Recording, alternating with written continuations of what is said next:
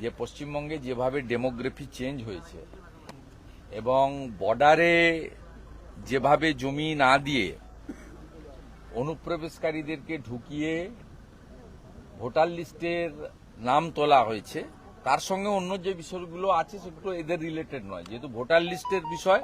এবং গত কয়েকদিন ধরে বেঙ্গল মিডিয়া, পোর্টাল এবং ন্যাশনাল মিডিয়া এবং ভীষণ অনেকগুলো সোশ্যাল মিডিয়াতে যেভাবে প্রত্যক্ষ প্রমাণ আসছে যে বর্ডারে যেভাবে লাখ লাখ পলায়ন এবং তাদের যে বাইটগুলো আপনারা দেখাচ্ছেন, কেউ বলছে 3 বার ভোট দিয়েছি, কেউ বলছে 2 বার ভোট দিয়েছি, এবং কেউ বলছে আমার খুলনা বাড়ি, কেউ বলছে সাতক্ষীরা বাড়ি, কেউ বলছে রাজশাহী বাড়ি, কেউ বলছে চাঁপাই নবাবগঞ্জ বাড়ি, কেউ বলছে দিনাজপুর বাড়ি, কেউ বলছে পঞ্চগড় বাড়ি।